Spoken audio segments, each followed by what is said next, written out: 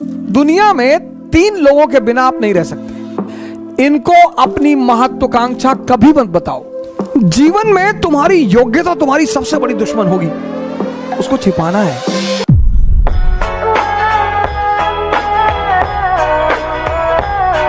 सारा राज समझदारी का है, इसीलिए तो राम जंगल जा रहे हैं, तैयारी करनी है।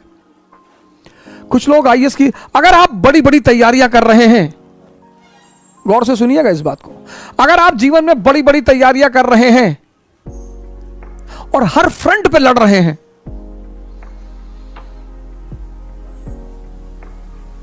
हमारी माता जी हैं, एडवोकेट हैं गोंडा डिस्ट्रिक्ट में, बड़ा परेशान रहती गांव के लोगों को लेकर। भैया वो मड़हा रख लिए खेत में, रखने दो भैया, वो पेड़ था अपने खेत में उसको काट लिए भैया, तो काट लेने दो, पेड़ काट लो, तो दूसरा वाला भी काट ले जाओ। किसके रिश्तेदारों ने, किसके पट्टीदारों ने किसको खुश रखा है? हां, जब आप ऊंचाई में पहुंच जाएंगे तब ये लोग भाग कर आएंगे। दुनिया में 3 लोगों के बिना आप नहीं रह सकते और 3 लोगों के साथ नहीं रह सकते। कौन है वो 3? पहला है आपके दोस्त, दूसरे हैं आपके पड़ोसी और तीसरे हैं आपके रिश्तेदार। इन तीनों के बिना भी आप नहीं रह सकते और इन तीनों के साथ भी आप नहीं रह सकते। इन तीनों से अपने आप को बचाना ही योग्यता है।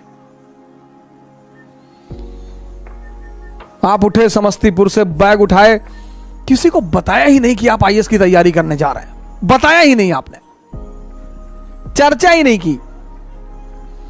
अगर किसी ने पूछा कि दिल्ली जा रहे हो, हाँ वो इन्फो जॉब लग गई है, ऐसे ही जॉब लग गई है। बेंगलोर जा रहे हो, हाँ इन्फोसिस में जॉब लग गई है। जब तुम अपनी महत्वाकांक्षा किसी को बताते हो और तुम योग्य होते हो तो जलन पैदा होती है। यह मानवीय प्रवृत्ति, ऐसा नहीं हमारे में होती, तुम्हारे में होती, सब में होती है।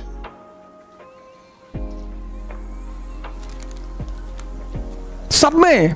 अभी तुमको ऑस्ट्रेलिया में आईएएस बना दिया जाए, तुम नहीं जाना चाहोगे? कौन जानता है तुमको ऑस्ट्रेलिया में हो गए आईएएस? इसलिए जब तुम आईएएस बनते हो, मंत्री बनते हो, नेता बनते हो, अपने घर की तरफ भागते हो। जितने लोग बंबई में कमाते, दुबई में कमाते, कमा वहां रहे हैं, मकान बनवाते हैं गांव में 2 बीघे में, हाँ बड़ा मकान, बड़ी बड़ी दीवारें और करीब 1 बीघे में मकान और ट्रैक्टर खड़ा हुआ है। क्यों? क्योंकि वो जो पट्टीदार हैं आपके, वो डेली उस मकान से गुजरेंगे और डेली मरेंगे। उसका मजा है सर। दूसरे को क्या दिखाना सर? अब आप गोरखपुर से गए, सेटल हो गए बंबई में, कौन जानता है आपको बंबई में?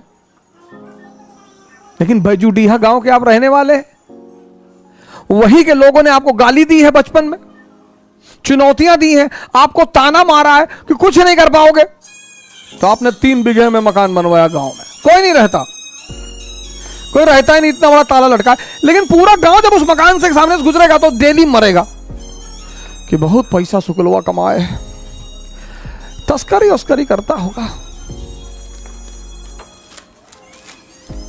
दुनिया में तुम 3 लोगों के बिना नहीं जी सकते और तुम 3 लोगों के साथ नहीं जी सकते। इनको अपनी महत्वाकांक्षा कभी मत बताओ। अगर तुम योग्य हो, ये तुमसे चिढ़ेंगे। कृष्ण को देखो, बलराम मजाक उड़ाते, सगे भाई हैं, गोरे नंद जशोदा गोरी, तुम कत श्याम शरीर, तुम्हारी मां भी गोरी, तुम्हारे पापा भी गोरे, तुम काले हो, तुम इनके बेटे हो ही नहीं।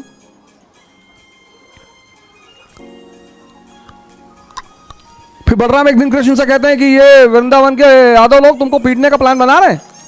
बोले क्यों? बोले तुम इनकी बीवियों के साथ नाचते हो, पीटेंगे नहीं? अरे बोले यार तुम भाई टेंशन मत लो, हम हैंडल कर लेंगे। एक दिन बारिश हो रही थी वृंदावन में और कृष्ण ने गोवर्धन पर्वत उठा लिया उंगली पर। अब आप सोच के देखो कि कोई अपनी उंगली पर पर्वत उठा ले, डिमॉन्स्ट्रेशन ऑफ पावर, शक्ति का प्रदर्शन। तब यादवों ने कृष्ण से कहा कि देखो भैया, तुम बीवी के साथ तो नाच ही रहे हो, तुम साली के साथ भी नाचो, हमको कोई टेंशन नहीं है।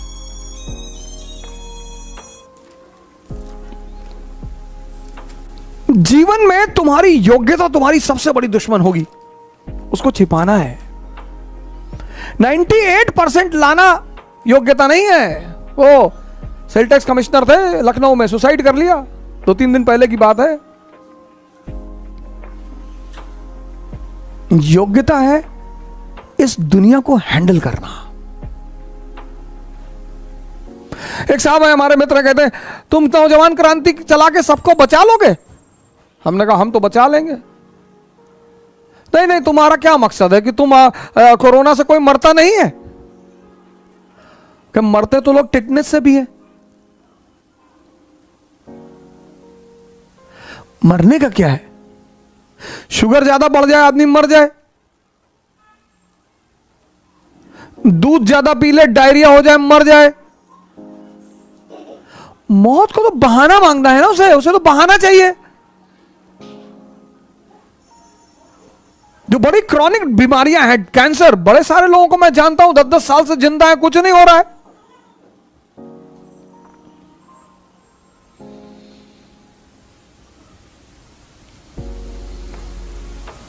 मैच्योर जो लोग हैं ना, मैच्योर, वो दो फ्रंट पर कभी नहीं लड़ते। इसलिए जितने हमारे युवा भाई हैं, जब भी आप बाहर निकले, तैयारी करने के लिए निकले, पढ़ने के लिए निकले, बाकी सारे दरवाजे बंद कर दें, सन्यासी हो जाए। यह है सन्यास का मतलब। सन्यास का मतलब ये नहीं गेरुआ पहन लिए हरिद्वार भाग गए, वो भगोड़े हैं, वो भगोड़े हैं। सन्यासी बन जाइए। दिल्ली आइए, इलाहाबाद आइए, बेंगलोर आइए, हैदराबाद आइए, सन्यासी बन जाइए।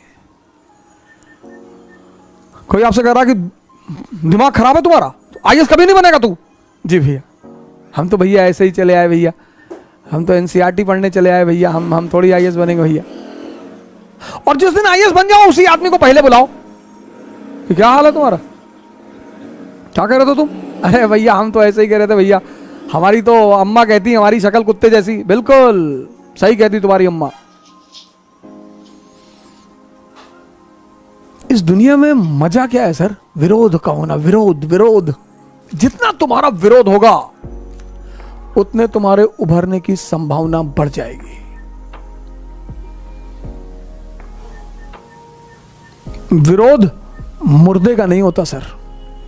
चाहे जितना बड़ा अपराधी हो, जब मरता है ना तो दुखी होते हैं लोग। तुम्हें पता करना है कि तुम जिंदा हो कि नहीं। अगर तुम जिंदा हो तो लोग तुम पर हंसेंगे, अगर तुम जिंदा हो तो लोग तुम्हारा विरोध करेंगे। ये सब जिंदा होने की निशानियां हैं सर। संबंध, गौर से सुनिएगा, संबंध का आधार मूर्खों के लिए धर्म होता है, संबंध का आधार मूर्खों के लिए जाति होती है, संबंध का आधार आम आदमी के लिए क्षेत्र होता है। अरे भैया आप गोरखपुर से, भैया हम भी गोरखपुर से, लाओ 1000 रुपया दो। नहीं नहीं भैया, अरे भैया आप ब्राह्मण है भैया, हम भी पंडित है भैया।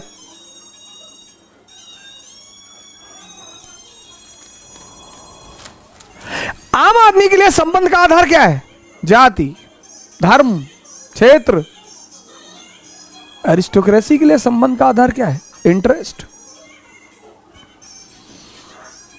इंटरेस्ट। दुनिया में इंटरेस्ट छोड़कर है ही क्या? कुछ भी नहीं। और दुनिया में 2 जीवन है। एक बात याद रखिएगा, ये जो सिद्धांतों की बात मैं करता हूं ये दुनिया के लिए करता हूं, वर्ल्ड, इस वर्ल्ड के लिए।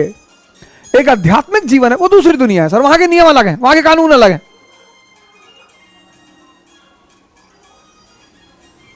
जब तक आप इंद्रियों पे हैं आप इस दुनिया में हैं। इस दुनिया के नियम अलग हैं। जब आप चैतन्य पे पहुंच जाएंगे आप उस दुनिया में पहुंच जाएंगे। उस दुनिया के नियम अलग हैं, उस किनारे का नियम अलग है, बुद्ध का नियम अलग है, महावीर का नियम अलग है। लोग हमसे कहते हैं कि अरे आप कृष्ण को कैसे डिफेंड करेंगे? मैंने कहा कृष्ण बहुत बड़े खिलाड़ी हैं, इस दुनिया में भी खेलना जानते हैं, उस दुनिया में भी खेलना जानते हैं, दोनों किनारों पे हैं।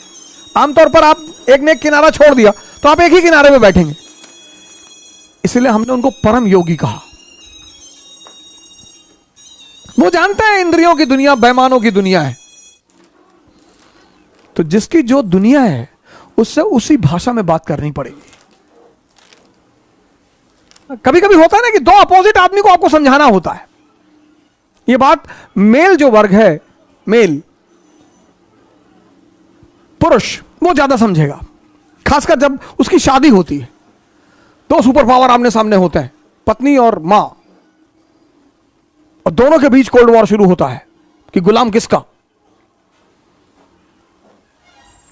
पत्नी खाना बनाएगी, अब अपने पति से पूछेगी कि कैसा बना है। वो तो कहेगा कि ऐसा खाना तो भाई जन्नत में भी ना बनता होगा, बहुत जबरदस्त खाना। फिर मां खाने बैठेगी, फिर मां पूछेगी, मां कहेगी बेटा ऐसे दाल बनाते हैं, ऐसे नमक भर दिया उठाकर, ये दाल है, ये सब्जी है। सर कोई मामला थोड़ी होता है, दोनों को सिर्फ यह चेक करना होता है कि गुलाम किसका। अब यहीं पे बहुत सारे हस्बैंड, नए नए हस्बैंड जो हिस्ट्री नहीं पढ़े होते हैं, वो फंस जाते हैं। क्योंकि अगर आपने मां का पक्ष लिया तो आप ठोके गए। बीवी कहेगी तुम ही तो कह रहे थे जन्नत में ऐसा खाना नहीं मिलता। और अगर आपने बीवी का पक्ष लिया तो मां नाराज हो जाएगी कि जा घुस जा पल्लू में, मैं तो जानती थी। तब आपको पता है कौन याद आएगा? हिंदुस्तान का एक महानायक आपको याद आएगा। कौन? जवाहरलाल नेहरू। और उनकी एक नीति आपको याद आएगी, कौन सी? गुट निरपेक्षता, नॉन अलाइंड। तब आपको पता चलेगा कि अरे बाप, ये है नॉन अलाइंड।